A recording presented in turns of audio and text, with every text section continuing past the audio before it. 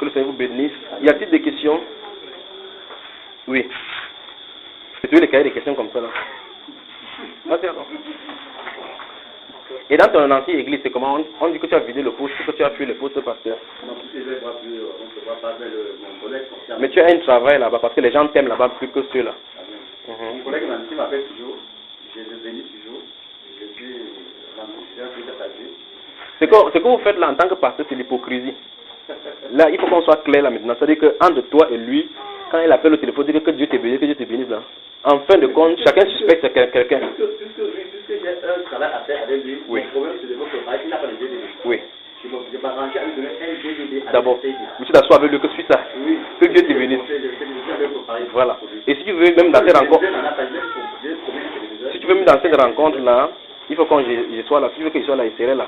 Parce qu'il faut que c'est les pasteurs qu'il faut qu'on touche, c'est eux. Amen. Si on les touche, donc maintenant il n'a pas blagué avec eux. Si on les touche là, ce sont eux qui conduisent la masse dans l'ignorance. Oui, c'est vrai d'abord, dès lors qu'il va lui donner le DVD et les CD, l'écran. Je te veux faire ça, je vais le la semaine prochaine. Dès lors qu'il va donner le téléviseur et le DVD, oui. Je vais t'inviter. Amen. Que Dieu te bénisse, frère, pour ça. Amen. Que Dieu te bénisse vraiment pour cela. Il y a des gens qui sont seulement conduits dans l'ignorance, les autres qui sont dans le faux. Mais comme nous ne savons pas qui est faux, qui est vrai, on parle avant de savoir si c'est le vrai bio ou le faux. Parce que la seule possibilité, c'est de prendre le... Vous savez, quand vous allez en banque, on prend votre billet. On passe quelque part dans un ultraviolet. Quand la femme qui compte l'argent en banque a son billet en main, il ne veut pas savoir si tu as porté la veste. Parce que personne n'inspire confiance. Que tu sois poussé, travailleur, ministre, il n'y a qu'une seule façon de savoir si ton billet est vrai. Ce n'est pas que tu sois ministre, c'est que le détecteur là dit que c'est vrai ou pas. Et là, quand on s'avance vers le pasteur, on ne sait pas qui est vrai, qui est faux. Quand on prend les détecteurs là, on fait passer là. Quand tu entends oui mais, tu comprends ce qui est dedans. Ton cas particulièrement. Oui. Je prie Dieu pour lui parce que je me dis toujours que ce qu'il donne, c'est les enseignements qu'il a pu aller les savoir. Parce que tant que le monde n'a pas connu, je savais si un jour il m'a posé la question de savoir, parce que j'ai déjà fait la vie. C'est état avec lui. On lui demande de me poser la question de savoir où est-ce que j'ai fait le matin. J'avais pas répondu. Je ne voulais pas me faire. Tu vois que jusqu'à là c'est grave. Si les pasteurs eux-mêmes doivent payer encore la dîme, c'est encore grave. Je n'ai pas répondu. Mais je m'arrangeais toujours.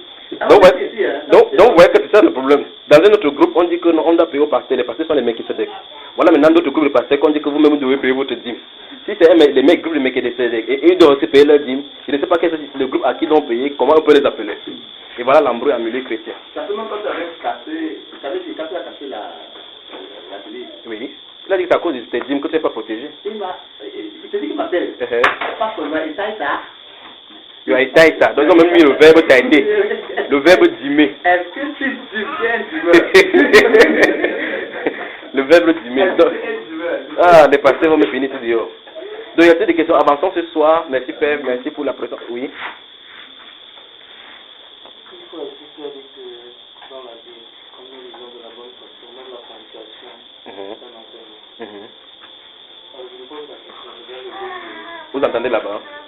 C'est terrible. J'ai les hommes et tout, c'est le poltron ou c'est quoi? Je disais tantôt que la dernière fois tu as parlé ici, tu as dit même la ponctuation. Quand on lit la Bible de la bonne façon, la ponctuation, même le point est un enseignement. Marquez-toi se trouve dans le livre de 2 Rois 13, au verset 20 et 21, où nous voyons les jours qui pouvaient Élisée ressusciter les morts. Je me pose la question de savoir, derrière ce côté un enseignement ou un message? Il y a un enseignement et un message. Lesquels? C'est beaucoup. Vous devez glisser seulement. Qui est Élisée? C'est ici donc vous allez comprendre que le don n'est pas dirigé par la personne qui a le don, mais c'est le donateur du don qui contrôle toutes choses. C'est là, voici l'une des choses. Voilà le message que vous allez entrer là-dedans maintenant. C'est-à-dire, Élisée de son vivant, quelqu'un va prêter, vous savez, en ce moment-là, il n'y a pas assez de fer. On prêtait les haches pour aller couper le bois. Vous avez lu ça dans la Bible. Les gens ont prêté quand vous avez la hache, la partie du bois qui entre dans la tête là, le fer là, on louait ça. Les gens sont allés louer en faisant comme ça là, c'est sorti du bois. C'est tombé dans l'eau. Et là, il faut savoir maintenant où est-ce que ça tombait, on peut pas sortir. La puissance du Saint-Esprit, comme c'est elle qui a créé toute chose, défie la loi de la pesanteur. Élisée a pris le bois, jeté dans l'eau. Écoutez très bien. Ici, Archimède ne peut pas expliquer. Newton ne peut pas expliquer. Tous ces essais. Il a pris du bois. Si vous voyez ce qu'on appelle en physique la masse volumique du bois et la masse volumique du fer. La masse volumique du fer, du fer est supérieure à la masse volumique du bois. Ça, en termes de masse, même en termes de poids. C'est-à-dire que si vous mettez le bois sur la balance avec un fer, c'est naturel. Le fer va peser. On est d'accord? Il prend du bois et il jette dans l'eau. Le fer sort en suspension. Qu'est-ce que ça vous en semble? Voici le coup d'eau. Le fer est tombé dedans. On ne sait pas où l'eau. Je ne sais pas. Je t'en ai parlé. C'est dans la Bible que ça se trouve. Il prend. Vous savez que si vous prenez quelque chose qui pèse, comme le caillou lancé dans l'eau, ça ne peut pas flotter. Donc ça va dedans. Donc ce bout de fer qui est tombé dans l'eau est allé dedans. Ensuite, ils sont tournés vers le prophète. Ils disent qu'est-ce qu'on va faire? Qu'est-ce qu'on va faire? Il a pris le bois, jeté dans l'eau. Ah Seigneur, vous ne pouvez pas savoir. Le bois entre, le fer sort. Qu'est-ce qui fait que le fer flotte, frère? Il y a le problème d'eau, parce que les gens boivent comme ça, c'est la diarrhée partout en soc-soc. Il prend le sel, il verse dans l'eau, c'est salé. C'est là, et l'eau maintenant est salée. On peut prendre quelque chose au champ, vous appelez que le mandago, c'est quoi? Il y a la contamination, les gens mangent, ils boivent, les gens mangent, ça les crée des problèmes. Il prend la farine. Attends, pendant qu'on y est, j'ai parlé du sel tout à l'heure, là. Les prêtres utilisent le sel pour la maison. Vous savez, au Rwanda, n'est-ce pas? Les pasteurs, eux aussi, ils donnent ça aux gens, ils disent que c'est le sel béni. Pourquoi ils n'essaient pas de donner la farine? Parce que ça, c'est un peu marché. Parce qu'il y a la farine là-dedans. Il a pris la farine, il a versé dans le pot. Là, il y a le poison, il y avait le poison. Il dit manger maintenant. Donc il faut avoir la foi pour manger quelque chose qui était empoisonné tout à l'heure. Quelqu'un verse la farine dedans. Il dit mange, il n'y a plus de poison. Quel est le rapport entre la farine et l'antipoison? Je suis en train de dire quelque chose là maintenant. Je suis en train de dire que quand quelqu'un a un don spirituel, il ne contrôle pas ce don spirituel. C'est le donateur du don qu'il utilise à tout moment pour exprimer les différents attributs de ce don spirituel au travers de lui. C'est ça. Alors maintenant, voici la preuve. Élisée meurt, il n'est pas là pour faire l'action. On jette parce qu'on portait que quelqu'un pour aller mettre dans le sépulcre, pour aller enterrer. Il partait enterrer. Normalement, les sépulcres étaient taillés dans les rocs comme ça, dans les petits trous, on les déposait. Ils ont vu que l'armée ennemie venait attaquer. Ils venaient attaquer, voilà un mort. Ils ont dit celui-ci est déjà mort. Donc on l'enterre pas. Pour nous maintenant, c'est nous maintenant qu'il faut qu'on fuit. Ils ont vu l'armée venir, ils ont balancé. Ah, vous parlez des miracles. Balancer le corps de la personne dans la tombe d'Élisée. Ça a touché les os d'Élisée. Élisée est resté mort, lui il est ressuscité. Qui a ressuscité le mort? Élisée ou ça? Ou Dieu? Alors si c'est Dieu, ça suppose que pour que quelqu'un prenne les os de son père au village, il faut dire que ici ça parle, c'est justement le non-sens. Parce que ce n'est pas l'os qui fait quelque chose. C'est Dieu qui a décidé dans sa souveraineté de ressusciter celui-là. C'est Dieu dans sa souveraineté. D'abord, si on voit comme ça, comme celui-ci est ressuscité, on prend tous les cadavres, on jette sur l'os là. Ils ne ressusciteront plus.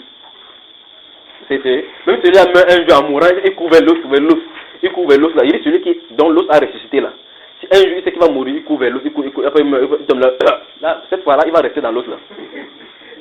Parce que l'os n'a pas la propriété de guérir. C'est le Seigneur qui montre ses miracles. D'accord? Donc il y a tellement de choses là-dedans. Mais la première chose, c'est ceci. Voici l'une des preuves claires dans la Bible que le don ne dépend pas de celui qui reçoit. C'est pour ça que les dons et les appels sont irrévocables. Et c'est sans repentir.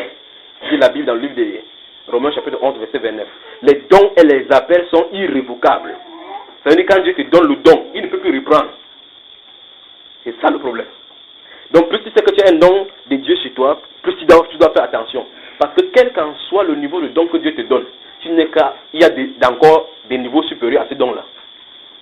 C'est-à-dire que si Dieu te donne le don de guérison, tu guéris le mot de tête. Il y a seulement les mots de tête. Donc plus il y a la fidélité, plus il ajoute le niveau. Plus il ajoute le niveau. Donc le don est un enseignement. Le don ne dépend pas du donateur parce que ce n'est pas Élisée qui a guéri. Or maintenant, ce Élisée donc, il est mort à la suite d'une maladie. Son os lui guérit. Donc ça dépasse même la guérison, ça ressuscite seulement. Pas vrai, frère? Donc c'est même le thème pour lequel on va voir ce soir-ci. Une vie consacrée entièrement au Seigneur.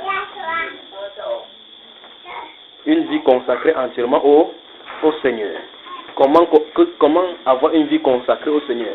Quels sont les tenants et les aboutissants de cela et quelle est la conséquence de cela. On va voir ce qu'il en est. Une vie consacrée au Seigneur. Oh, quel thème. Je ne sais pas si ça peut prendre une partie, 2 parties ou 3 parties, mais que Dieu dirige comme il veut. Une vie consacrée au Seigneur. Consacrée au Seigneur. Une vie consacrée au Seigneur.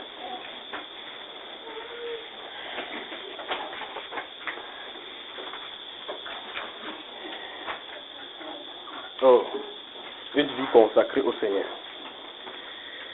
Une vie consacrée au Seigneur. Maintenant, suivez vraiment le temps, parce que si c'est long, je vais couper. Vous savez, quand un thème sort comme ça, je sens que les versets commencent à bousculer dans mon esprit. Ça bouscule dans mon esprit. Il faut que je pique un sur lequel on va se mettre et puis on va avancer. Une vie consacrée au Seigneur. Une vie consacrée au Seigneur.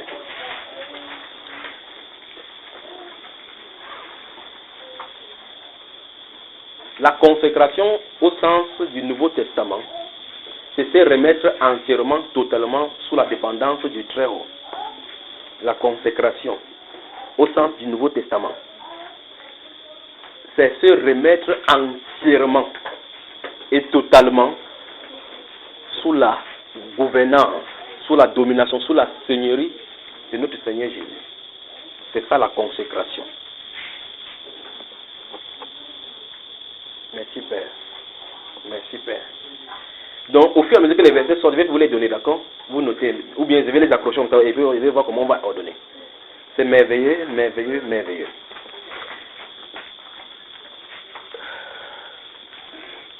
Une vie qui est consacrée au Seigneur, la première conséquence, c'est un amour fou pour ce Seigneur-là. C'est la première conséquence. C'est-à-dire une conséquence directe de quelqu'un qui est consacré au Seigneur, c'est l'amour pour ce Seigneur. Parce que c'est le premier commandement en réalité. Pour que tu puisses donc être consacré totalement au Seigneur, il faut que ton cœur, ta pensée, ton âme, ton esprit soient sous ta gouvernance. Alors dans ce cas, on dit donc que tu aimes le Seigneur de tout ton cœur, de toute ta force, de toute ta pensée, de toute ton âme. Ces 4 choses-là doivent être congrues.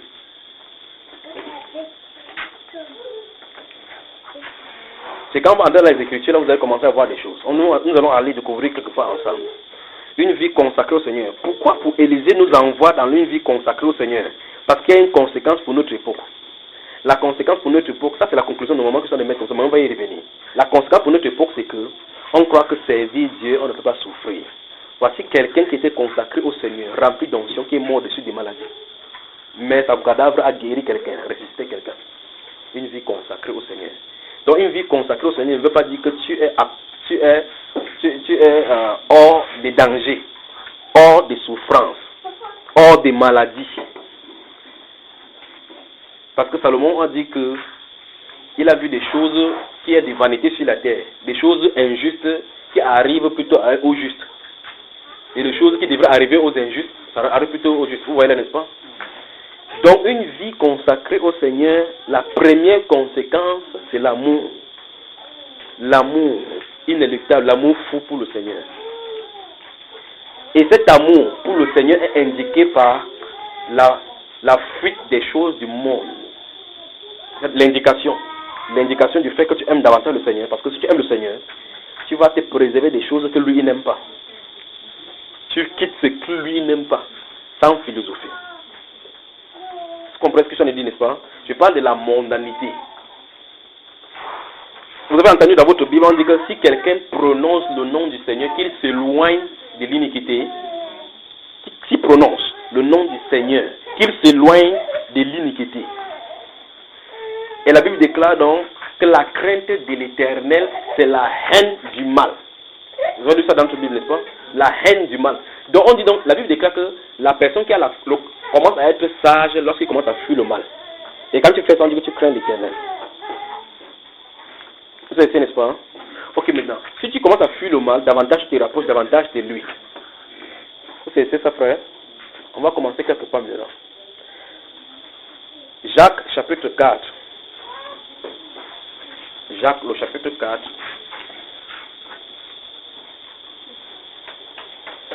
The book of James.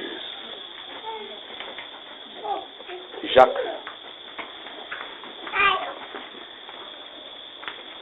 Jacques, chapitre 4. Vous y êtes.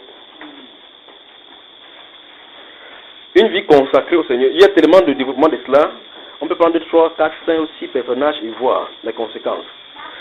Jacques chapitre 4, mon cher frère, les versets 9 et 10. Qu'est-ce que ça dit? Sentez votre misère, soyez dans le deuil et dans les larmes, que votre rire se change en deuil et votre joie en tristesse. Oui. Humiliez-vous devant le Seigneur et il vous élèvera. Amen. Humiliez-vous, comment? Devant le Seigneur et il vous élèvera. Une vie consacrée au Seigneur. La définition de s'humilier devant le Seigneur, dans ce sens, il veut dire passer du temps dans le jeûne et la prière devant lui. Qu'est-ce que ça dit? C'est frère, je suis consacré dans le temps, dans les jeûnes, dans la prière, dans les prières devant le Seigneur, pour chercher sa face, comme le psalmiste dit, que mon cœur dit de ta part, cherche ma face. Donc tu restes quelque chose de dire en toi, cherche Dieu, cherche Dieu. Il dit clairement, je me laisserai trouver par ceux qui me cherchent. Il n'a pas dit qu'au premier abord, il va dire, il va se montrer, bien qu'il puisse le faire au premier abord. D'autres ne le cherchent pas, il se montre parce qu'il lui plaît dans sa volonté de le faire. C'est ça. Si on a prié une fois, il n'a pas répondu, ça ne veut pas dire qu'il n'a pas répondu ou n'a pas entendu. Il y a le niveau où il va répondre. Certainement, il va répondre. Il dit, sentez votre misère. Sentez votre misère. Ça suppose que lorsqu'on n'est pas encore arrivé au niveau de l'endroit où Dieu nous a élevés comme il le faut à sa position, on a senti que nous sommes vraiment misérables. La preuve, il nous faut les dons tels que Élisée. Pas vrai? Il nous faut les dons spirituels manifestés à nous. Ça suppose que tant que ce n'est pas comme ça, on ne doit pas encore être satisfait. Il faut qu'on cherche sa face. Vous savez, n'est-ce pas? Et pour qu'on cherche sa face, tu ne peux pas en même temps chercher sa face, en même temps chercher quelque chose. Donc le signe indicatif de se tourner vers pour chercher sa face, c'est de fuir le monde. Fuir le monde, ça veut dire quitter le domaine matériel. Le domaine matériel, parce que c'est la pierre d'achoppement des chrétiens du 20e, 21e siècle, le matériel. Proverbe chapitre 8. Une vie consacrée au Seigneur. Une vie consacrée au Seigneur. C'est-à-dire quoi, une vie consacrée au Seigneur? Ça veut dire que si j'avais encore à recommencer avec mon ancienne vie passée, la vie de péché, d'adultère, de fornication, de mondanité, de boîte de nuit, s'il y avait possibilité de refaire le revient, c'est que tu reviens, la première fois où tu as commencé cette faute-là, tu changerais de foi. Mais curieusement, les chrétiens aujourd'hui se lamentent plutôt de leur sort parce qu'on leur a appris que s'ils viennent du côté de Dieu, les choses vont changer. Donc on a encore focalisé les choses de Dieu au niveau du changement matériel, sur le plan physique encore. Or, la vie que Dieu nous donne, c'est la vie impérissable. L'héritage qu'il a en réserve est au centuple, au multiple supérieur à ce que nous pouvons espérer ici, sur la terre. Une vie consacrée au Seigneur. La consécration est impossible si notre cœur est attaché au matériel. C'est ce qu'on va découvrir ici dans le livre de Proverbe chapitre 8. Gardez Proverbe chapitre 22 déjà, maintenant notez, Proverbe chapitre 22 aussi. Vous y êtes, quand il va venir là-bas, il va vous donner le verset. Si vous notez, vous me dites seulement, je donne des versets, on va y revenir. Vous y êtes? On y va? Vous notez Romains au chapitre 8. Je vais donner sur le verset quand il va y venir. Notez Philippiens au chapitre 4. Je vais revenir là-dessus. Notez 1 Timothée aussi. Romains chapitre 1. Donc je vais revenir sur ces versets tout à l'heure. Merci Père. Merci Père. Donc je disais donc une vie consacrée. Il n'y a pas de consécration tant que notre cœur est encore attaché à ce monde, au désir de ce monde, au plaisir de ce monde, à la soif de devenir quelqu'un dans ce monde. Ça ne peut pas marcher. Parce que le cœur a un seul trône sur lequel quelqu'un doit être assis. Notre cœur n'a qu'une seule chaise sur laquelle quelqu'un doit être assis. Soit Jésus-Christ de Nazareth doit prôner, dominer et prendre la place qui est sur ce trône, soit ce sera le Dieu matériel, contrôlé par moi je serai, moi je serai, moi je serai. Proverbe chapitre 8, regardez. Vous y êtes? Regardez. Je vais lire à partir du verset 12. Regardez. Non, je vais lire à partir du verset 9 là. Oh, c'est merveilleux partout là. Prenons à partir du verset 8 en descendant. Tout verset 8. Donc, Proverbe 8, verset 8 en descendant. Il dit, toutes les paroles de ma bouche sont justes. Vous avez vu ce que Dieu a dit? Que toutes les paroles de sa bouche sont justes. Donc, ça veut dire que tout ce qui est lu dans la Bible, c'est comment? Juste. Elles n'ont rien de faux ni de détourné. Toutes sont claires pour celui qui est intelligent. Toutes les paroles de Dieu sont claires pour celui qui est intelligent. Et droites pour ceux qui ont trouvé la science. Vous ayez, maintenant, voici le verset 10. Maintenant, notez le verset 10. Préférez mes instructions. Ok. Donc, on va commenter ce verset un instant avant d'avancer. Nous parlons de la consécration. Dieu met les instructions. C'est que les instructions peuvent faire dans la vie de quelqu'un au stade de l'argent. Donc, ce que l'argent peut faire dans ta vie, là, c'est ça que ces instructions peuvent faire. Il dit préférer mes instructions. On dit que si on met les instructions de Dieu, si on met l'argent ici, s'il faut faire un choix, il te conseille de prendre quoi? Les instructions. On va aller un peu dans la pratique pour voir si normalement nous s'il y avait un choix, ou si, en fait, le choix n'a pas besoin d'être présenté chaque fois. On va voir si le choix t'a été là présenté plusieurs fois dans ta vie, tu as choisi les instructions. Vous voulez qu'on y va? On y va? Hein? Ok. Quels sont ceux qui, ici au milieu de nous, se lèvent à 4 heures, entre 4 heures, avant 6 heures de toute façon? Quels sont ceux qui se lèvent? Combien de personnes se lèvent ici avant 4 heures et 6 heures? Donc entre 4 heures et 6 heures. Levez les mains seulement. Si vous vous levez entre 4 heures et 6 heures, c'est bon. Donc on dit que... Non, pas lever seulement. Si vous vous levez souvent, très souvent, que ça ne soit pas régulier, on va entrer dans ce verset pour plonger là-dedans, d'accord? C'est comme ça, il faut qu'on plonge dans le verset. Donc en réalité, où sont les gens là? Voilà. Maintenant c'est bon. Donc la grande majorité a levé la main, n'est-ce pas? Je vais avancer. Quand vous vous levez à cette époque-là, combien de personnes passent le temps dans la méditation pour savoir ce que Dieu a dit pour eux dans cette vie-là, dans ces jours-là particulièrement? Levez encore les mains. Voilà, le nombre continue à diminuer. Ok, baissez encore la main. Combien parmi vous, lorsque vous vous levez dans ces jours-là, cette heure-là, vous êtes pressé pour aller au travail pour pouvoir rapidement retrouver la chose qui va vous donner de l'argent?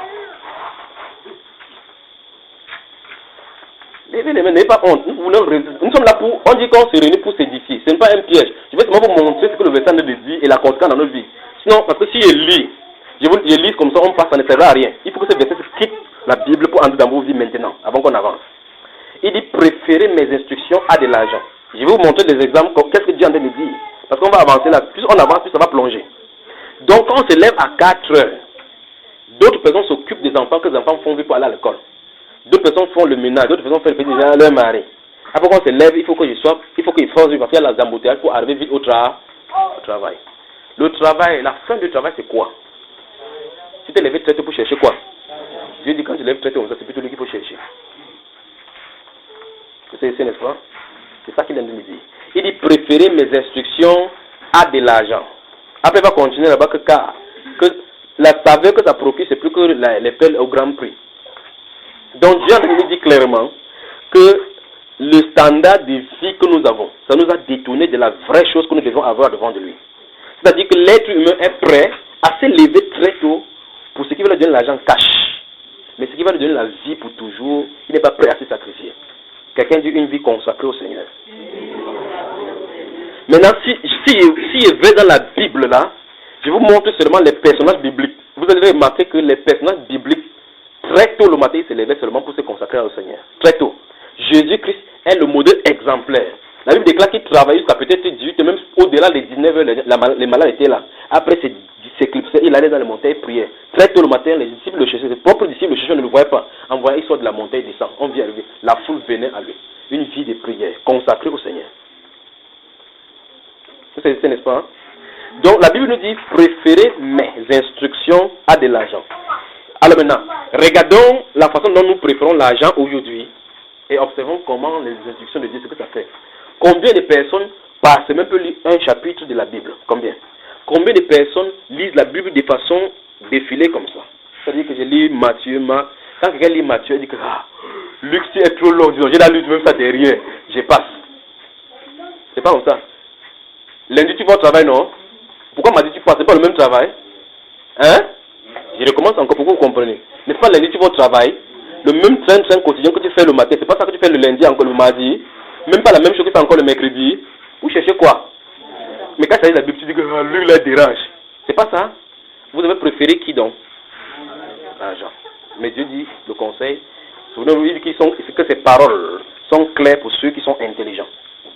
Avançons dans la lecture. Nous parlons de la consécration au service du Seigneur. Une vie consacrée au Seigneur. On va prendre des personnages. Regardez. Nous sommes au chapitre 8, n'est-ce pas? Regardez.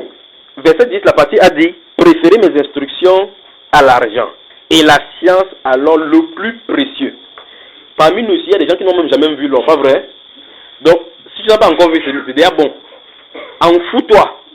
Mais il dit ici que la sagesse là, la science de Dieu là, il faut même préférer ça. Même si on dit que l'or est le plus précieux sur la terre, ne peut pas atteindre la science de Dieu. Est-ce que c'est ici? Maintenant, continuons. Il dit car la sagesse vaut mieux que les perles. Elle a plus de valeur que tous les objets de prix. Tu as entendu? Il dit c'est quand même curieux qu'on puisse mettre dans la Bible comme ça la chose la plus ultime que l'humanité puisse rechercher. Et curieusement, vous avez vu des formules, maintenant on a dit time is money. Et time is money a pris même les chrétiens. C'est-à-dire que les chrétiens ont vendu leur temps pour de l'argent. La seule fois qu'on prend la Bible pour lire, tu prends comme ça, waouh. Le démon te fait comme ça. Toi, tu entends? Dieu va comprendre. Seigneur Jésus, merci pour la journée que tu vas protéger. En voyant que tu as dormi là-bas avec la Bible. Vous blaguez. Dieu veut dire que la façon que vous cherchez l'argent là, c'est la façon que vous devez chercher la Bible. Cherchez dans ce qu'il a pour vous dans la Bible. C'est comme ça. Vous savez, n'est-ce pas? La façon que vous cherchez.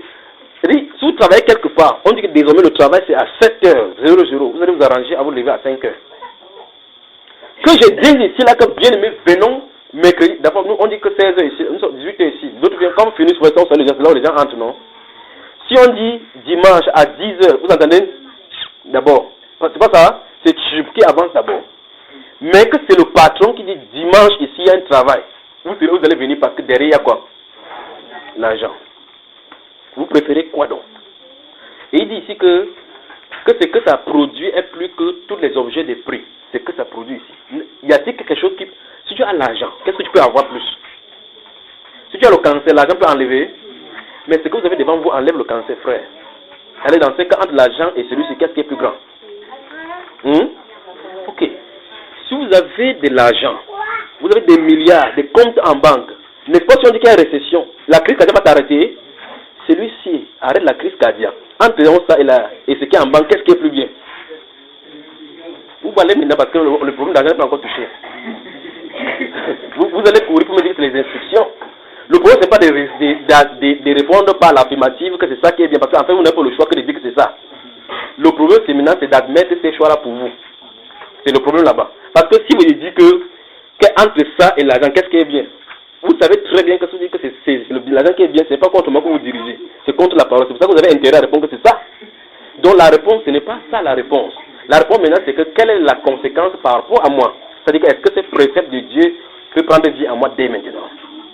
Alors dans ces cas, regardez bien comment Satan nous a pris. Les soucis de la vie, c'est la clé de voûte pour pousser les gens hors de la consécration de Dieu. Les soucis de la vie. Et Jésus avait donné les ordres clairs par rapport à cela. Écoutez très bien ce que je veux dire. Je veux toute votre attention maintenant avant que ceci ne sorte. Il veut toute votre attention. Je vais prendre maman par exemple. Écoutez très bien. Écoutez très bien. Écoutez-moi très bien. Là voici maintenant, il prend témoin devant vous. Je prends un exemple. Si les impôts scellent sa boutique, il dit que si les impôts scellent ça, 1 semaine, 2 semaines, 3 semaines, il n'y a pas la nourriture à la maison. Et qu'à l'heure de prière, on doit être ici pour prier, intercéder pour l'église. Hein?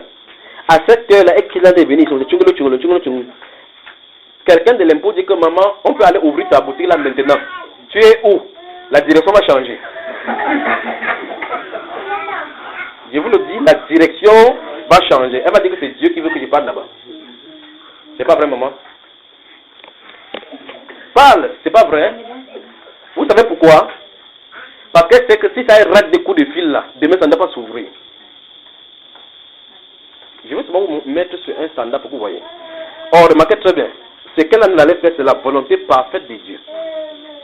Même si elle va faire là-bas, elle va prier, même si c'est 2 minutes. Même si elle va prier et qu'elle ne ressent rien. Parce que c'est pas pour elle qu'on a de prier. Même si elle va faire n'importe comment. Et que même en rentrant encore, on a encore doublé le cadenas encore pour sceller. Vous savez, n'est-ce pas? Il veut dire que l'humanité, là que nous sommes comme ça.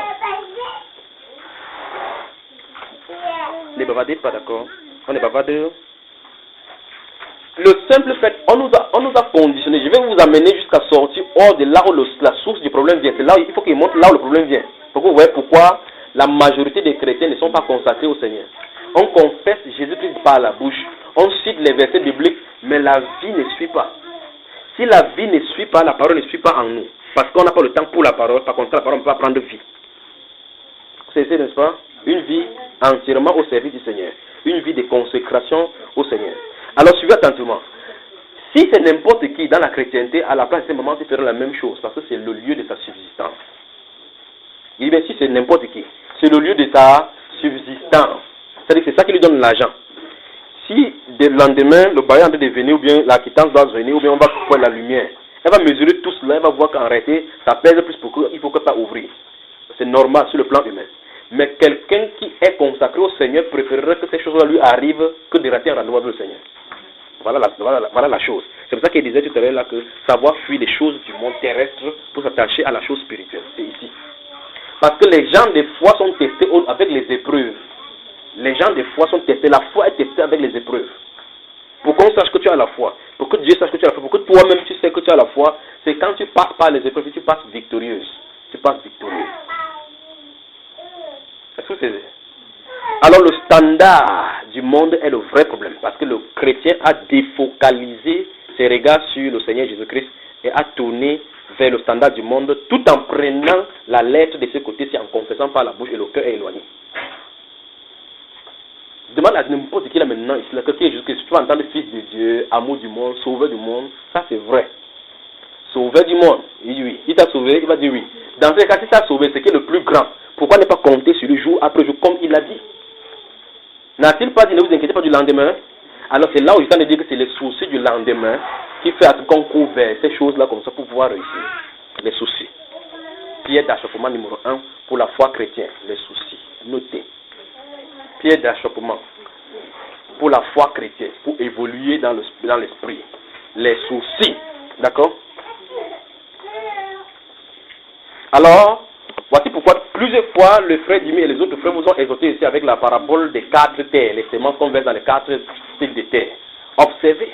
Observez les styles de terre, observez. Je crois qu'il va falloir qu'on lise là pour voir tout là. C'est une vie consacrée au Seigneur qui est la conséquence. Vous savez, n'est-ce pas? Donc vous allez voir que, lisons tous, finissons d'abord ces proverbes-ci. Que Dieu vous bénisse vraiment. Mais mon souhait, c'est qu'au sortir d'ici, que nous prenions la responsabilité de feuilleter ici avec nos cœurs. À plusieurs endroits de la Bible, vous allez voir, il va donner les injonctions. Et il y a des versets bibliques que vous utilisez pour donner à vos frères, à vos gens. Pas vrai? Qui ici n'a pas encore envoyé Josué 1:8 à quelqu'un? Qui ici n'a pas conseillé Josué 1:8 à quelqu'un? Qui n'a pas encore conseillé? Alors maintenant, si je te pose la question, toi qui as conseillé, l'utilises-tu? Ou est-ce qu'on est prêt à évangéliser les autres, non? À enseigner les autres, non? Alors que c'est une vie consacrée au service du Seigneur que Dieu cherche en premier lieu. C'est ça qu'il dit. Il dit, premièrement, la poudre qui est dans ton nez, tu pourras voir. Si je passe mon temps consacré au Seigneur, je peux donc vous amener. C'est pour ça que je peux fermer cette Bible si je parle. Je peux donc vous amener jusqu'au niveau où je suis. Sachant que si quelqu'un atteint un niveau de consécration, ce n'est pas un standard fixe. Il faut encore avancer. C'est plus que tu quittes, c'est plus. Quand ton cœur va quitter au niveau du matériel, tu vas arriver donc, si tu quittes le niveau du matériel. Écoutez mes bien-aimés frères, j'ai dit, pied d'achoppement numéro 1, c'est les soucis. D'accord? Donc j'arrive pour le numéro 2. Si tu quittes le domaine matériel, vous allez arriver au niveau où la Bible parle du contentement. C'est détaché du matériel. Le premier socle, le premier endroit où notre cœur s'accroche, premier, c'est contentement. La vie de contentement, c'est cette vie-là qui compte sur le Seigneur minute by minute. C'est que le Seigneur donne, on dit merci. S'il ne donne pas, on le remercie. C'est cette vie de marche avec le Seigneur chaque pas. Chaque pas, souvenez-vous du dernier enseignement. Chaque pas par la grâce. Ce n'est pas à l'homme de marcher. Quand il marche, de conduire lui-même ses propres pas. Vous vous souvenez de l'enseignement là, n'est-ce pas? Vous vous souvenez? Nous y voilà encore. Donc, chaque pas, je compte sur le Seigneur. Notez Matthieu chapitre 6 et Luc chapitre 12. Notez ça. Chapitre 6, verset 24 à 33. Notez ça. Vous y êtes, mes bien-aimés? Matthieu chapitre 6, les versets 24 à 33. Luc chapitre 12. Verset 1 jusqu'au verset 34.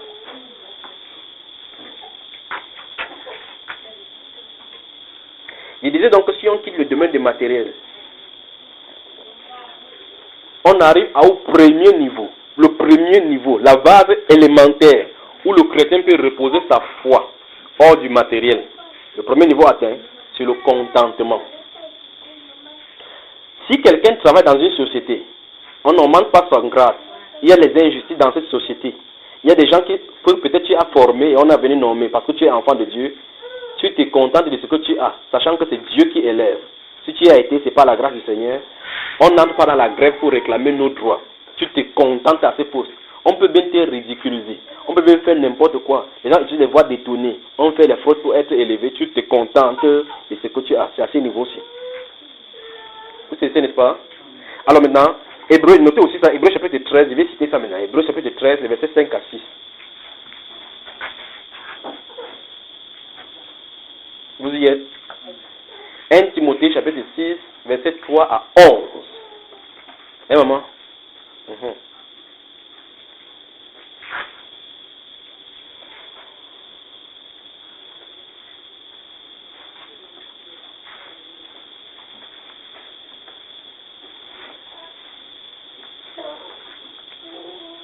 Une vie consacrée au Seigneur. Donc, j'ai dit Hébreu chapitre 13, versets 5 à 6.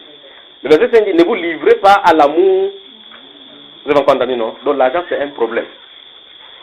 Ne vous livrez pas à l'amour, mais faites ceci. Ne faites pas ceci, mais faites ceci. C'est quand même curieux que les choses soient claires. Je vous ai dit tout à l'heure de noter le Proverbe chapitre 22, n'est-ce pas? Ok, le verset 17 de Proverbe chapitre 22 dit ceci. Il dit, n'ai-je pas déjà mis pour toi par écrit les instructions? Vous voyez, n'est-ce pas? Il dit, je vais t'instruire, oui, toi. Dieu dit qu'il veut t'instruire. Il dit, prépare mes instructions. Après, il dit qu'il veut t'instruire. Il veut instruire qui? Dieu veut t'instruire. Il dit, profère les instructions qu'il va te donner. Il veut. Dieu veut t'instruire. Il veut te montrer la voie droite. Dans ce Proverbe chapitre 22, verset 17 et suivant. Il dit, Dieu dit clairement, il dit qu'il veut t'instruire. Il dit, oui, toi, je vais t'instruire. Il dit, il a déjà mis par écrit les choses que tu dois utiliser pour que tu saches même répondre à qui va te demander quoi que ce soit. Que c'est déjà écrit. Donc la Bible est complète. On y va. Maintenant, par la suite, c'est tout. Il dit, préfère cette instruction à de l'argent.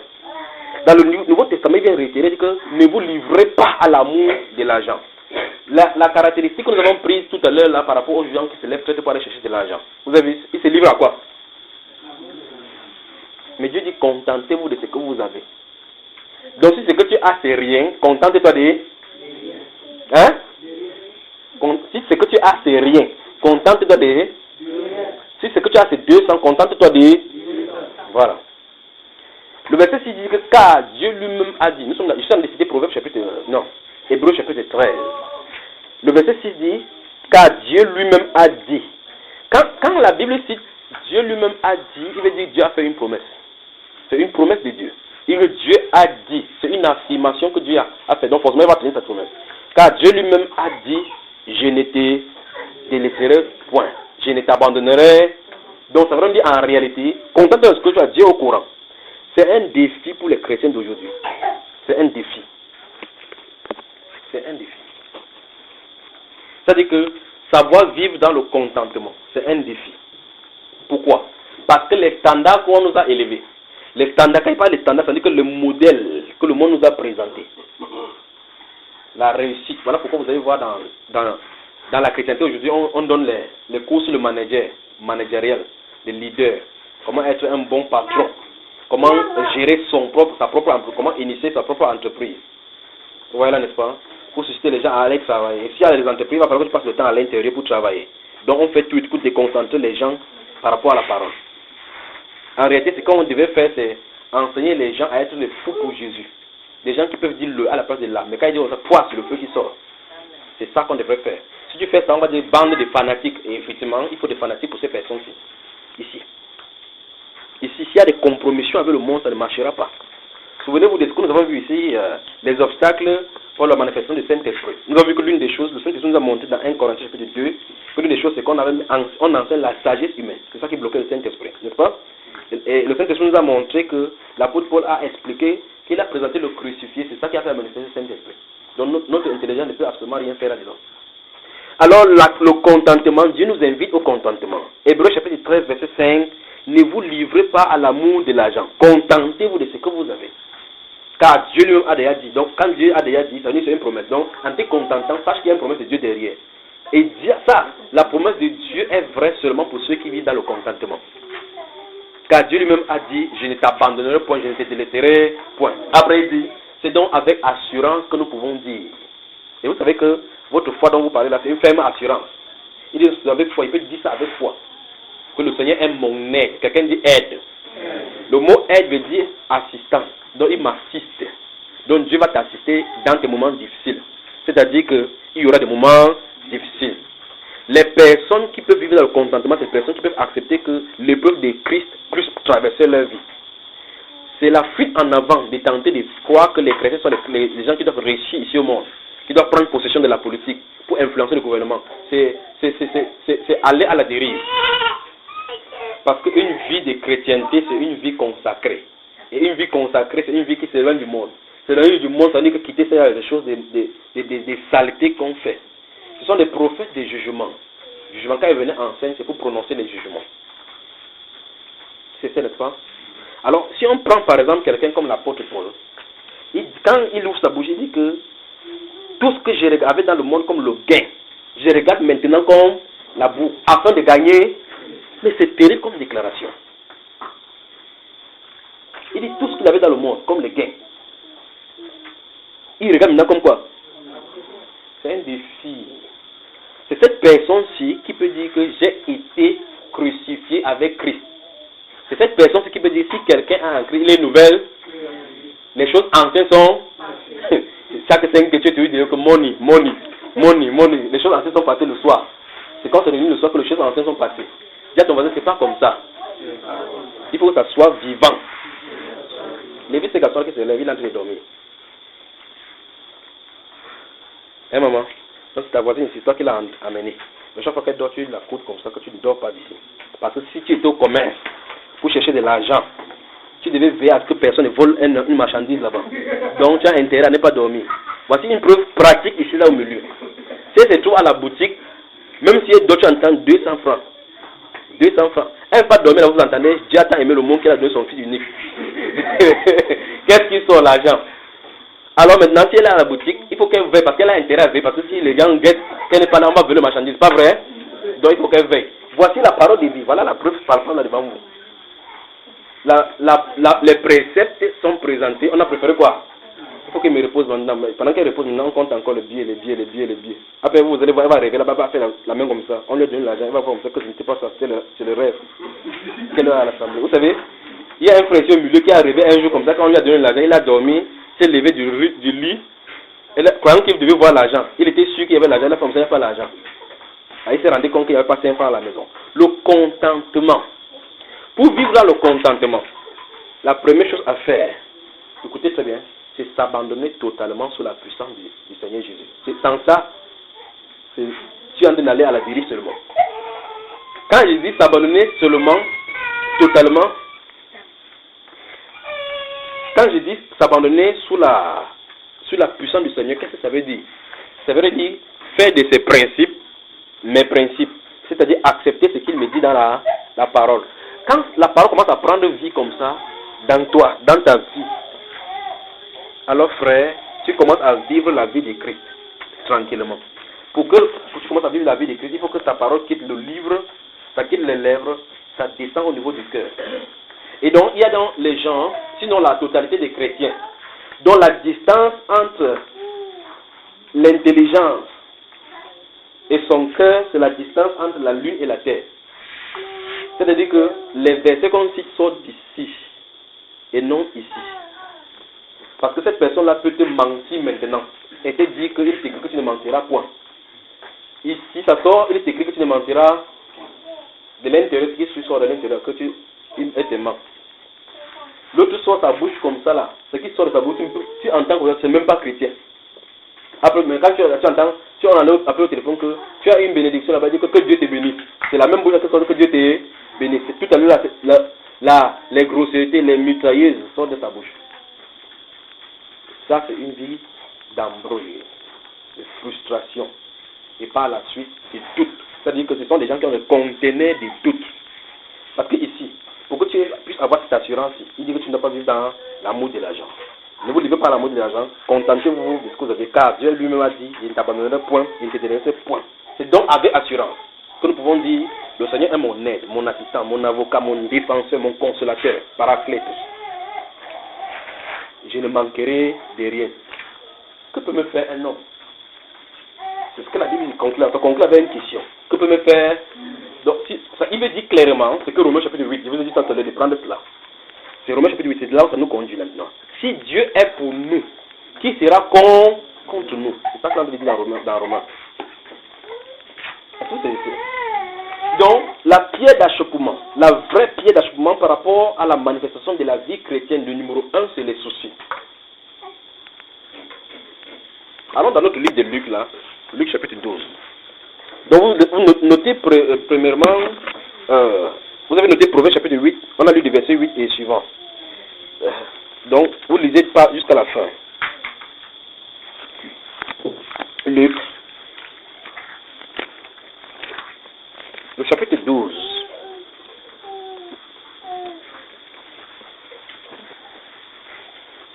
Je vais prendre à partir du verset 13.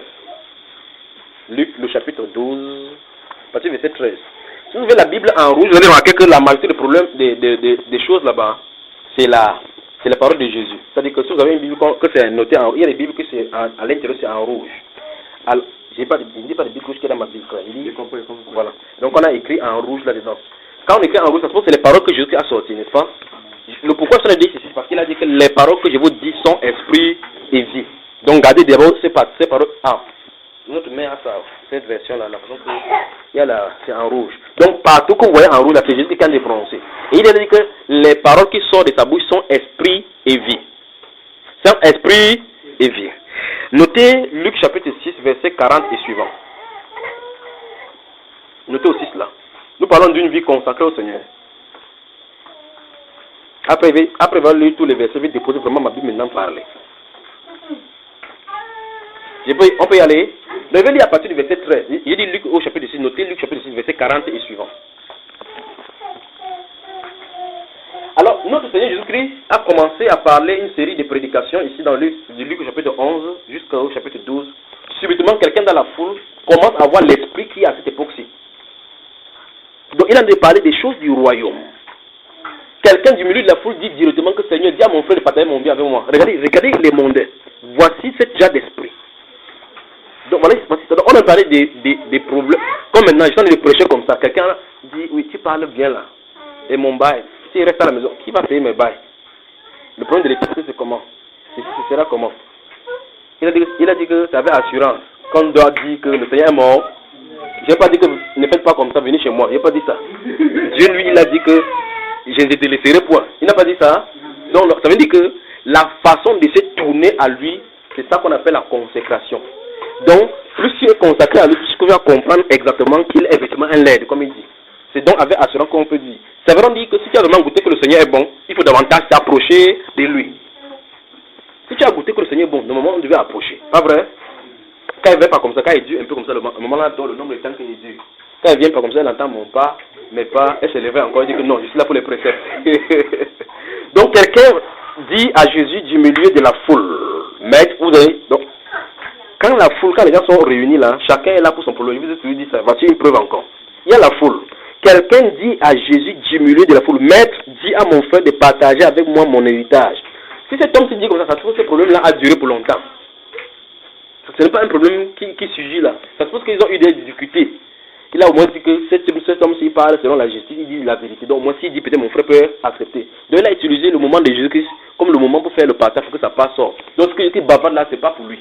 Lui, il veut son héritage. Et Christ est en train de parler comme ça pour ceux qui vont avoir l'héritage avec les sanctifiés. C'est-à-dire ceux qui ont l'héritage avec la vie éternelle. Mais regarde ce que quelqu'un dit. Donc, regardez.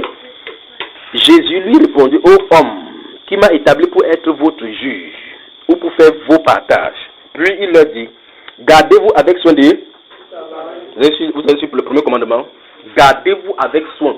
Donc soignez votre vie, que l'avarice ne soit pas avec vous. C'est quoi l'avarice?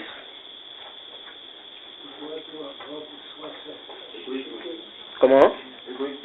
Continuez. La chucheté. Continuez seulement. Trouvez tous les synonymes. Comment? Oui. Hein? La cupidité. Notez tout cela. Tout ce qu'on a dit, c'est vrai. Mais il faut seulement que ça prenne vie. Ok.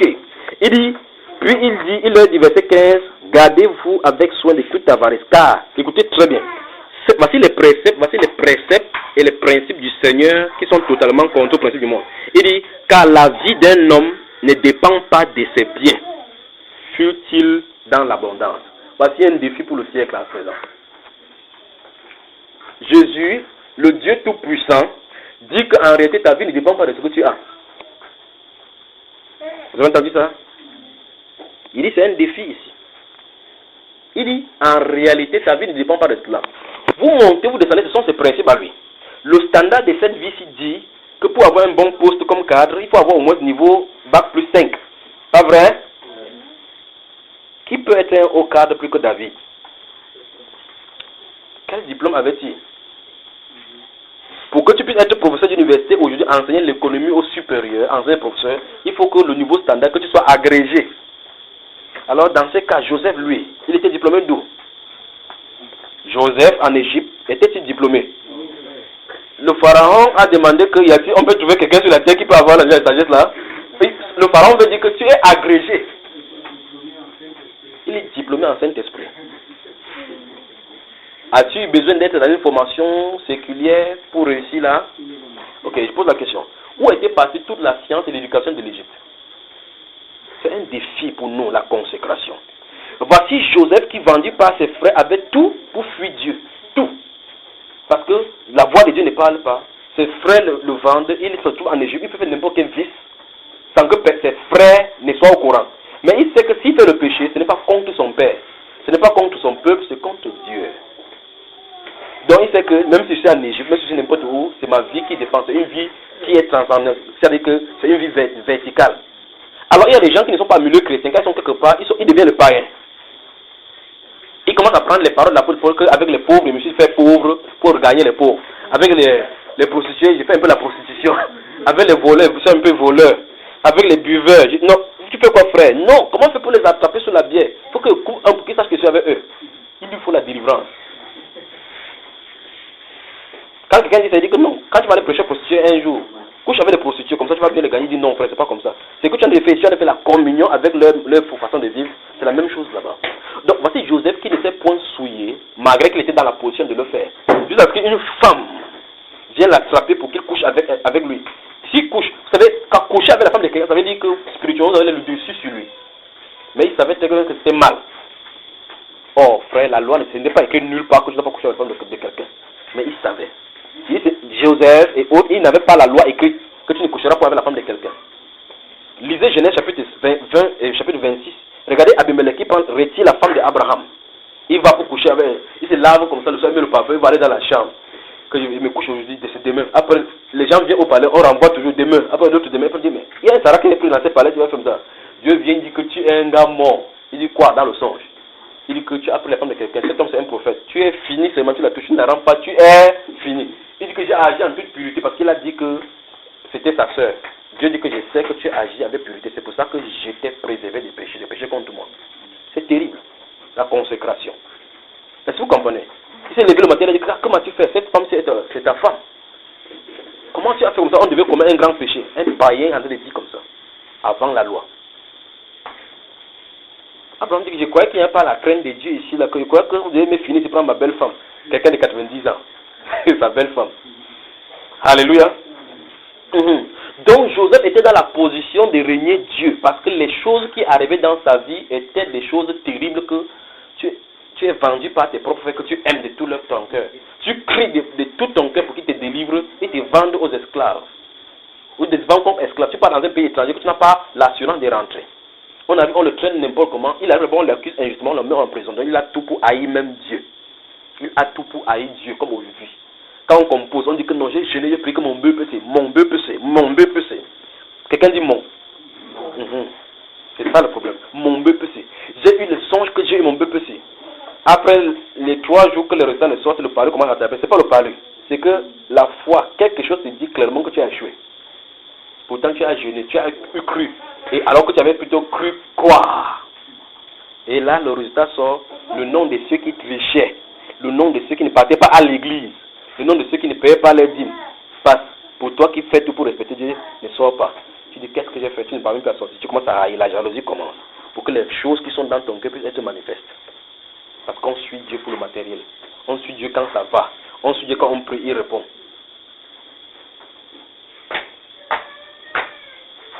Donc, Joseph avait tout pour fuir Dieu.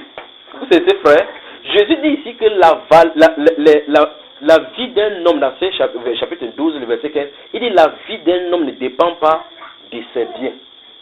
C'est justement ce que le monde enseigne aujourd'hui. Pour que tu puisses te développer, il faut que tu aies davantage de biens. Il faut que tu aies des relations, il faut que tu aies ceci, il faut que tu aies ceci. Par conséquent, il faut que tu fréquentes.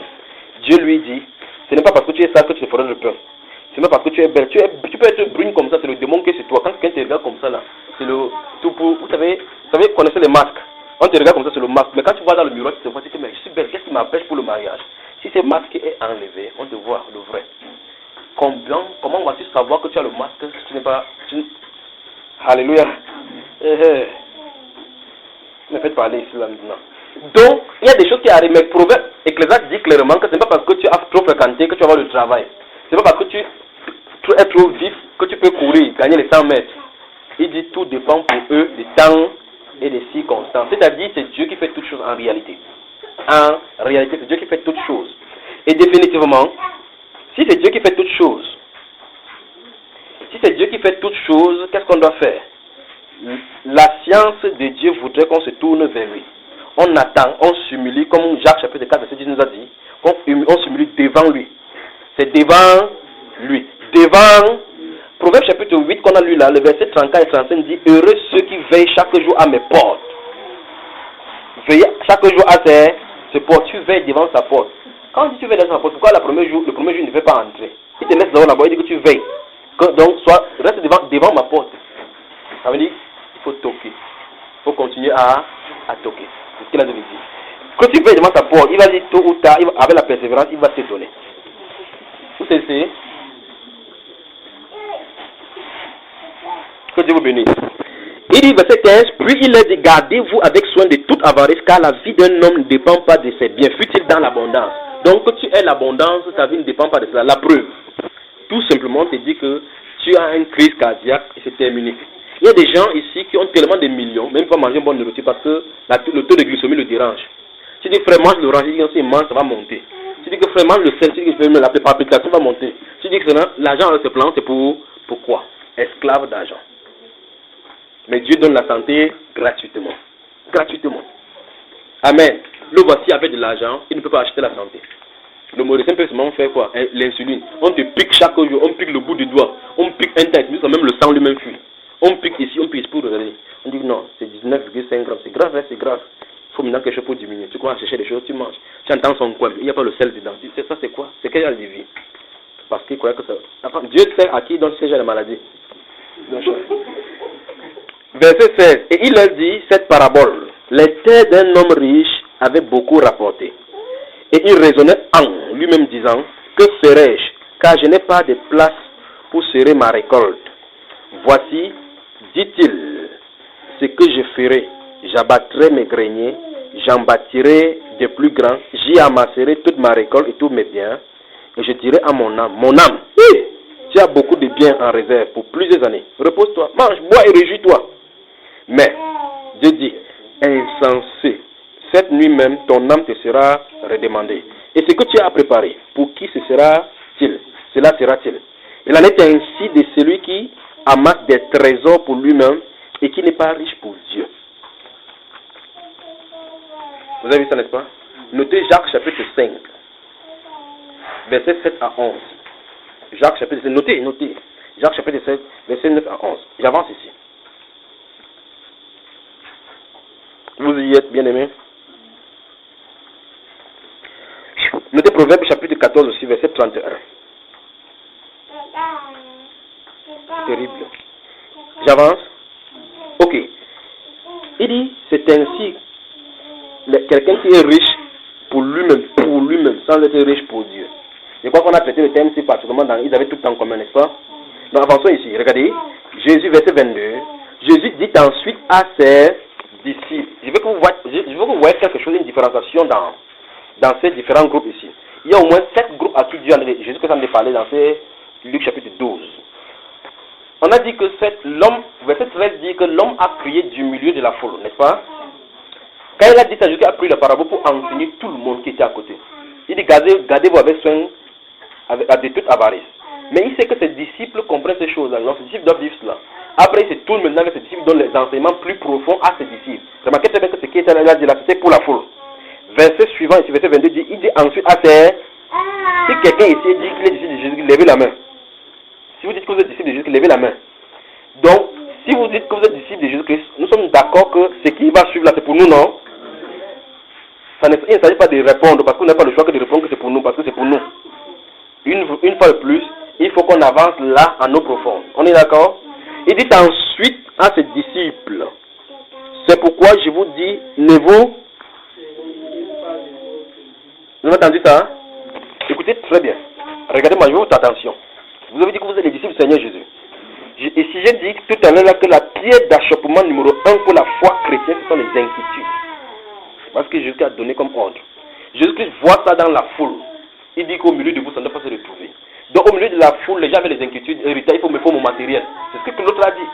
Il a d'abord dit ça, que faites attention avec vous, parce que même si tu avais cet héritage-là en quintuple, ta vie ne dépend pas de cela.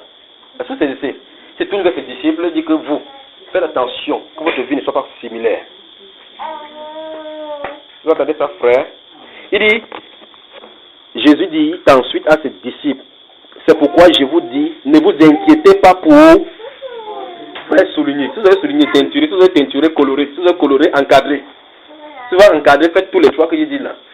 Regardez, il dit ne vous inquiétez pas car votre vie. Il dit quoi? Il dit ne vous inquiétez pas pour votre vie. En réalité, quand il dit pour votre vie, il veut dire quoi concrètement? Il veut dire une vie est entretenue par la marche. Pour qu'on mange, il faut qu'on ait des choses à manger, à se vêtir, à ceci. C'est ça qui concourt pour la vie. Il dit, ne vous inquiétez pas. Tu comprends ça? Ne vous inquiétez pas. Ce n'est pas une option. C'est un commandement. C'est-à-dire quoi? La marche chrétienne, la vie chrétienne est intimement liée à l'état de notre cœur par rapport à l'inquiétude pour le matériel ou bien la dépendance. Sinon, la consécration totale et confiante entre les mains du Seigneur. Je vais redire ça encore doucement pour que vous saisissiez. Manquez ce passage-ci. Vous avez levé la main que nous sommes disciples. Manquer d'assimiler ce que Jésus a dit, c'est manquer la confiance en Jésus. Parce qu'en réalité, le fait qu'on soit inquiet dans son cœur par rapport à notre vie, c'est parce qu'on n'a pas une assurance qu'à tout moment il peut pouvoir. Et par conséquent, ça montre que nous ne sommes pas consacrés à lui pour s'attendre à lui à tout moment. Alors on va commencer à chercher les bras de la chair. J'ai mon frère là-bas que c'est fort, il veut prendre de l'huile. Et l'autre là-bas c'est fort, il veut prendre le truc. J'ai un DG là-bas qui me draguait même d'abord, il veut partir. Il y a l'autre là-bas comme ça qui me faisait la cour. Il veut partir d'abord, c'est quoi? Il dit, ne vous inquiétez pas. Souvenez-vous, il a dit, puis il dit à ses disciples, ceci ne concerne pas la foule, parce que dans la foule là-bas, il sait qui est là-dedans. L'autre a dit que pour partager mon héritage, d'abord vous commencez. Pas vrai? Donc c'est que jusqu'à bavarder là-bas, c'était sa part. Lui, il attendait qu'il finisse de bavarder. Il dit, mon ami, pourquoi tu as pris l'héritage de ton frère? Jésus qui dit qu'il n'est pas venu pour ça. Il est venu pour donner. Souvenez-vous, les paroles que je vous dis sont esprit et vie. Il dit donc, ne vous inquiétez pas de votre vie. Il dit, après maintenant, il continue, il dit, de ce que vous... Il dit, ça ne continue le verset. Verset 22. Il dit, de ce que vous... de ce que vous... ou pour votre corps, de ce que vous serez vêtu. Ouais, non, il commence à citer, c'est physique là. C'est physique, donc c'est matériel. Il continue en disant quoi? La vie est plus que la nourriture et le corps plus que le vêtement. Donc ça veut dire que quand tu vois ta peau comme ça là, c'est très cher par rapport au tissu que tu as sur ça. C'est-à-dire quoi? Si quelqu'un, souvenez-vous, l'homme est esprit. C'est lui qui t'a fait esprit. T'as revêtu de cette peau, quand tu regardes, tu vas te dire, waouh, j'ai un bon teint. Hein? Non, il faut que je fasse un peu le gommage pour que le teint, les trucs là sortent. Celui qui a fait ça peut te donner davantage plus que ça. Est-ce que vous savez? Alors Jésus veut dire en réalité que si quelqu'un ne comprend pas ces principes élémentaires, ce sont les principes élémentaires pour voyager dans le royaume avec assurance ici. C'est pour ça qu'il veut dire que piège d'achoppement numéro 1. Numéro 1 dans la vie chrétienne, c'est l'inquiétude. L'inquiétude, c'est-à-dire quoi? La peur du lendemain. La peur de ne pas réussir. J'ai fréquenté avec les gens, j'étais premier, aujourd'hui je suis dernier. Comment je vais regarder? Tu es devenu quoi? Man, mais comment tu es devenu comme ça? C'est tout toi ici. Tu rentres à la maison, tu pars au miroir, on te dit que vrai, tu es fané. Tu prends la photo de ta jeunesse, tu dis que, oh, regarde-moi et vois, je suis fini. D'abord, même si n'importe quel homme vient maintenant, je prends seulement. Tu te vends moins cher. Parce que quelqu'un t'a dit l'extérieur. C'est entré dans ton cœur, ça a réveillé les intentions, les inquiétudes qui étaient à l'intérieur. Or, souvenez-vous de ceci. Une personne qui est une personne de foi dirait que si Dieu m'a créé, il a un but pour ma vie. Tant que ce but n'est pas atteint, alors je ne quitterai pas ici sans avoir atteint ce but. Ça, c'est premier. Le deuxième chose maintenant, c'est que si tu comprends donc ce principe-ci, tu vas te tourner maintenant vers celui qui t'a créé effectivement pour dire est-ce que je suis sur la position après à accomplir ce but-là. Donc les deux questions doivent être posées. Sinon, quand quelqu'un va te confronter en disant que tu es fini ici dehors. Vous savez, j'ai mon professeur à l'université, là, quand il m'a vu la première fois, il me demande qu'est-ce que je devais. Il dit, je prêche la Bible. Il s'est assis dans son bureau encore 2 fois comme ça, il me guette comme ça. Il dit, toute la physique que tu connaissais à l'université, tu es entré dans la Bible avec. Il dit, en fait, parce qu'il a trouvé le vrai physicien. Il a déposé le bic sur la table comme ça, que le vrai physicien comment? Il dit que vraiment, imaginez le laboratoire de quelqu'un. Il fait les billes, tourne autour, en faisant les révolutions, en tournant autour de lui-même, en faisant en même temps la révolution et la rotation. C'est un grand physicien, ça. Le professeur de physique n'a pas compris ce qu'il t'en est de dire. En réalité, la Terre fait 2 mouvements. Révolution, tourner sur elle-même et en faisant la révolution. Il n'y a pas d'expérience qu'on puisse faire comme ça. Alors, la personne qui l'a réalisé, c'est le plus grand physicien. Je me soumets à lui. Tout simplement. Alors, pour lui, c'est le grand physicien. Tu étais à l'université, tu avais des... Comment tu es devenu comme ça? On ne peut pas comprendre ces choses-ci. Est-ce que vous essayez? Alors, cette Bible-ci nous dit donc que si tu t'inquiètes, donc tu vas te dire, voici, j'étais à l'université, j'étais premier. Quand il faut que j'étais premier, maintenant, mais voici, je suis devenu quoi aujourd'hui là? Tu commences à te comparer avec les autres, pourtant tu n'es pas venu avec les autres. 1. Tu commences à te comparer avec les autres, pourtant vous n'avez pas deux mêmes destinées. 2. Tu commences à te comparer avec les autres parce que, et tu as de comme ça insulter la personne qui t'a fait à ce stade-ci.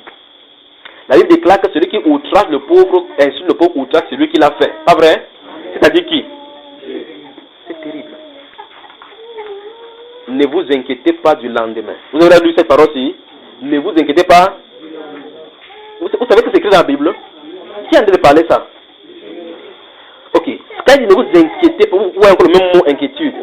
Ne vous inquiétez pas, car le lendemain aura, pour d'autres personnes, c'est la nourriture. Pour d'autres personnes, c'est le mariage. Grave, c'est le mariage qui est dans l'église aujourd'hui. Mais voici, 45 ans arrivent déjà. Depuis 10 ans aujourd'hui, personne ne m'a pu draguer. On force même à aller asseoir à côté des frères. Le frère se tourne vers quelqu'un, vous dit que tu es belle, hein. L'amertume commence dans le cœur, que donc on me voit justement la face de Makiro. Je fais n'importe comment, on ne m'apprécie jamais. L'inquiétude commence. Mais voici, il va finir comment? On dit que si le Seigneur donne un peu, quand même c'est le pousseur, je prends. Pourtant, dans ta vie passée, même les sous-professeurs sont venus, tu as dit qui? Tu vois? Moi, c'est le ministre. C'est le niveau de ministre que je suis. Après, tu te rends compte que tu es fini. Mais dis à ton voisin, ce n'est pas fini. Souvenez-vous, c'est fini quand tu es dans la tombe. C'est là-bas où c'est fini, que la course finit. Il y a des gens qui ont vécu avec Sarah, qui ont dû mourir sans savoir que Sarah aurait l'enfant. C'est à sa 90e année qu'elle a eu, entre 50 ans et 40 ans qu'elle a passé pour avoir l'enfant. Certainement, les gens sont morts sur la terre, dans son voisinage, mais qui n'ont pas su que Sarah a l'enfant. Dans sa récolte, c'est que maman, il y a les femmes qui souffrent dehors. Avant de mourir, la femme n'a pas trouvé l'enfant. Mais pas de là, l'enfant. Si on la réveille, on lui dit que Sarah a l'enfant, elle va dire que quoi, à 90 ans? C'est-à-dire que quand tu n'es pas encore mort, ce n'est pas encore terminé. Alors maintenant, je dis donc que le problème maintenant, c'est d'aller devant celui qui t'a créé. celui qui dit qu'il contrôle les temps et les circonstances. Pour qu'il sache quel temps, il te donne quel temps tu vis. Il te donne quel temps, ce qu'il a prévu pour toi.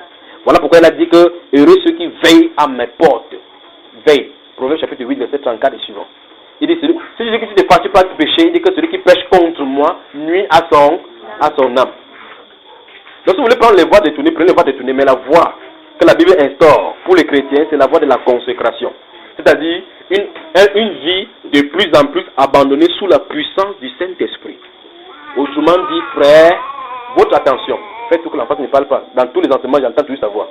C'est comme ça, là, tu peux t'asseoir dehors, là-bas, là où il y a la maternité, là-bas dehors.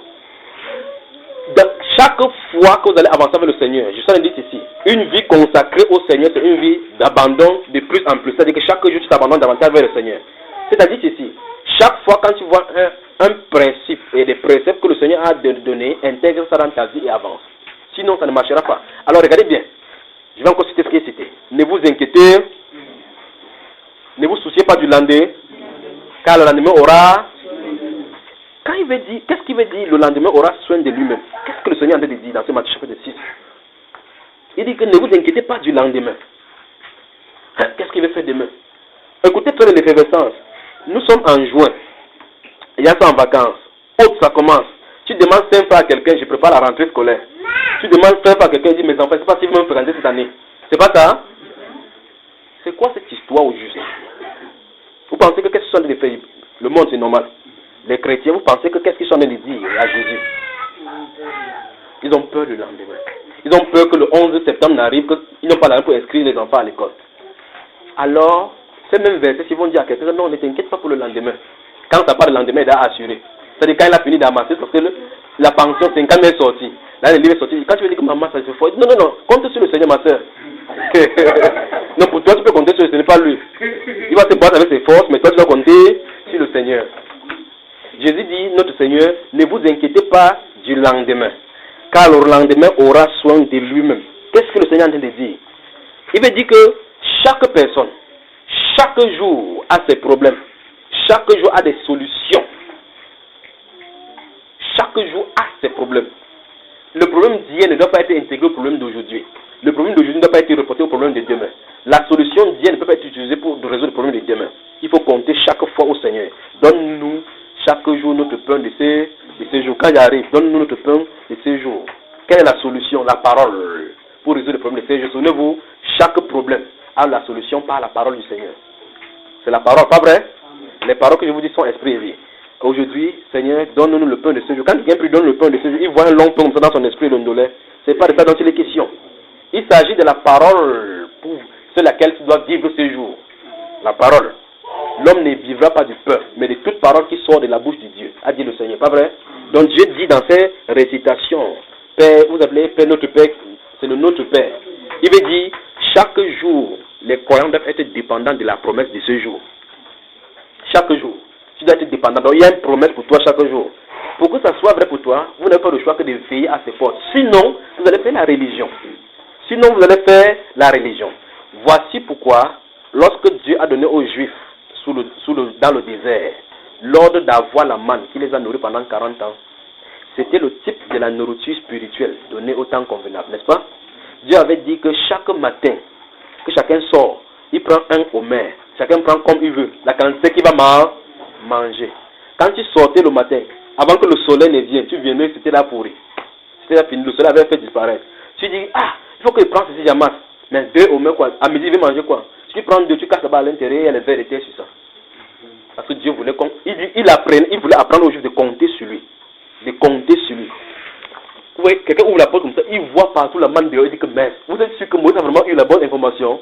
Comment la manne peut être dehors, il dit qu'on prend un omer? Tu penses que Moïse a dit vrai? Non, prenons 2. Les gens ont ramassé que Moïse il dérange. Qui vient me voir à ta maison, ils ont pris un omer, manger, garder l'autre à la maison. Le moment est laissé, on s'est dit que non, c'est sûr que Tchabdallah ne voit plus bien. Il prend ça comme ça là, il met à la maison. Il dit que midi, il va voir, à midi, il y avait le verre, ça avait pourri. Pour montrer que ceux-ci ne comptaient pas sur Dieu. C'est-à-dire que quand il voit l'abondance, il croit que Dieu est abondant. Quand c'est minime, il croit que Dieu est minime. Dieu voulait, et c'est ce qu'il a dit, il dit, je t'ai fait passer par ces rudes déserts, écoutez bien, afin de t'apprendre à dépendre de Dieu, afin que tu comprennes que l'homme ne vivra pas de pain seulement. C'est ce que Dieu dit aux Juifs. Il dit, Dieu veut lui dire que ça ne vous m'écoutez loin, rien de vous faut entrer à Canaan. Tout comme ça ne quitte rien au Seigneur, maintenant on disparaît de la terre. Tout comme ça ne nous couvre rien, effectivement, de dire mal fini. Il suffit que Jésus dit que tous les démons détruits, à cet instant, ils sont détruits. Il suffit que la parole sort de sa bouche comme ça, frère. Il n'y a plus de mal sur la terre. C'est ça? La Bible déclare que par la parole, le monde actuel soutient le monde actuel par la parole. Donc il a dit que reste ferme. C'est pour ça que c'est ferme comme ça. Si tu disparais, ça disparaît. C'est ça?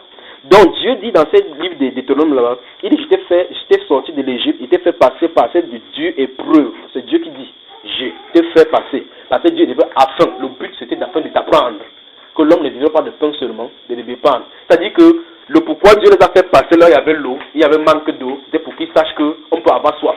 Et si on a soif, la seule façon de faire, ce n'est pas de tenter de résoudre le problème par nous-mêmes, c'est de faire tourner vers celui qui nous a amenés là-bas. C'est ce qu'il voulait dire aux Juifs. Est-ce que vous comprenez? Moïse allait devant le Seigneur, restait là-bas que le Seigneur donne le commandement. Dieu a fait comme ça sur la terre. Les gars ont dit que maintenant ils ont commencé. Ils allaient manger les cailles, manger ceci. Quand Moïse a duré 40 jours, ils ont dit c'est Moïse, cet homme. Moïse a été venu maintenant, cet homme. Cet homme, on ne sait même pas ce qu'il est venu. Peut-être il nous avait trompés. Faisons d'abord le chef, retournons où? Vous voyez les choses, n'est-ce pas? Souvenez-vous de la parole du Seigneur. Je vous ai fait passer par cette dure épreuve du désert. Par cette dure épreuve du désert afin. Il dit, je vous ai fait passer par cette dure épreuve. Je veux que vous compreniez bien le langage du Seigneur. Et vous comprenez l'implication dans la vie chrétienne aujourd'hui. Le pourquoi le Seigneur nous a sauvés, ne nous a pas amenés une fois pour plus, c'est pour faire passer à cette épreuve-là. Pour nous apprendre à compter sur ses promesses. Pour nous apprendre à compter sur ses promesses. Comment il finit de sauver ses disciples? Il sort pendant qu'il en est parlé avec les Juifs. Il amène sur les montagnes les oliviers. Les gars, après, ils vont encore s'asseoir, ils vont dire des bonnes histoires. Il a parlé, le gars, subitement, il a commencé à monter. Le gars dit, mais Seigneur, est-ce à ce moment que tu vas où? Est-ce à ce moment où tu as retourné le royaume du Seigneur? Il dit non. Restez là, vous êtes bénis. Vous aurez des tribulations dans le monde entier, mais prenez courage. C'est quoi ça? Les disciples ont dit que mince. Il dit, Jésus-Christ, mais depuis on attend que tu retournes le royaume dit, il fait toutes choses en son temps. Il dit, ce n'est pas à vous de connaître les temps et les moments que le Seigneur a fixé de sa propre autorité. Donc il a un temps pour toutes choses. Il fait les choses selon son programme.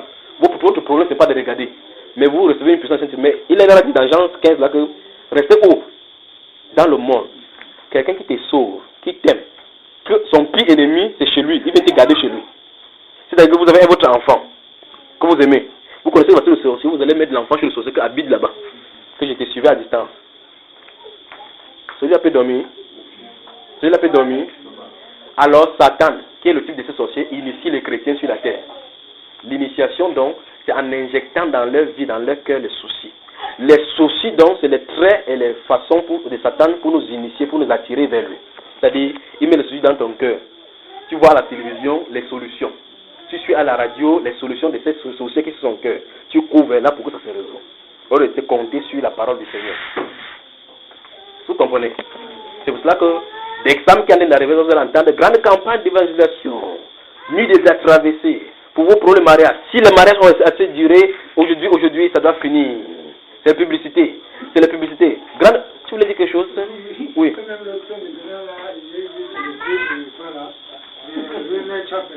Ciel sous la terre. Pas sur la terre. Ciel sous la terre. C'est le thème de la campagne. C'est le thème de la campagne de décembre, c'est là. Donc l'exemple aussi, ils vont prendre le ciel, mettre ça sous la terre. En grand poster, donc ciel sous la terre. Donc ils ont... Non, tandis que c'est nous qui en montons maintenant au ciel. Voilà, vous avez entendu, n'est-ce pas? Donc ça arrive. Qu'est-ce qui a d'arriver les dérives? Donc les soucis dans nos cœurs, Satan propose des solutions au travers de ces choses. Vous allez voir, grande nuit de prier maintenant par rapport à la traversée. Après on met les listes. Vous avez problème de gonocoxie, des retardements, problème de breakthrough, problème de enter-inside, problème de crossover, problème de ceci, mariage qui retarde. On t'a déjà fait 5 propositions de mariage, tu n'as pas encore eu 4 solutions à être là-bas. Tu regardes comme ça, tu sens que c'est ta dernière chance. Si tu lis avec les méditations, comment tu ne peux pas avoir la vision que Dieu t'a dit que tu parles là-bas? Comment tu ne peux pas avoir la vision que Dieu t'a dit que tu parles là-bas? Tu vas te partir parce qu'en réalité, ce sont tes soucis qui t'attirent là-bas. Les vraies personnes qui sont consacrées, je le dis encore, être consacré au Seigneur, c'est dépendre de lui. Dépendre de lui, ça veut dire c'est soumettre sous son autorité. C'est soumettre sous son autorité, ça veut dire que soumettre sous sa parole. Marcher d'après sa parole. Voici sa parole qui dit clairement à ses disciples que ne vous inquiétez pas pour votre vie. Mais c'est terrible. On peut passer 8 heures de temps à parler seulement de ces versets.